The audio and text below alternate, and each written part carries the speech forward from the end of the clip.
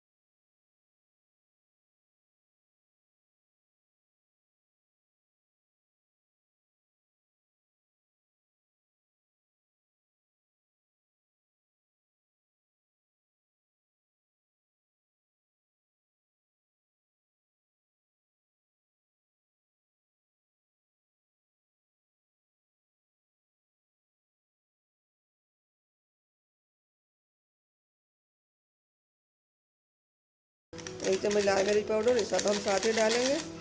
अब मसाले हमने साथ ही डाल दी। आप भी इसी तरह बनाइए। और एक घंटे के लिए हमने दम पे रख दिया। फ्लेम को हमने ऐसा कर लिया। अब इसको 1 घंटे के बाद हम देखेंगे। 1 घंटा हो चुका है। अब हम फ्लेम को बंद कर लेंगे और इसको गैस निकलने तक हम वेट करेंगे। बिस्मिल्लाहिर्रहमानिर्रहीम।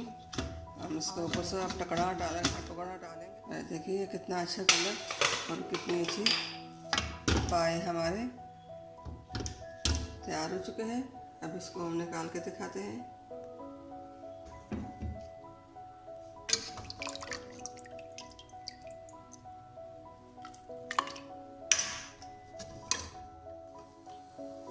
बिस्मिल्लाहिर्रहमानिर्रहीम। अल्हम्दुलिल्लाह अल्हम्दुलिल्लाह। जी नाज़रीन, हमारे आज की रेसिपी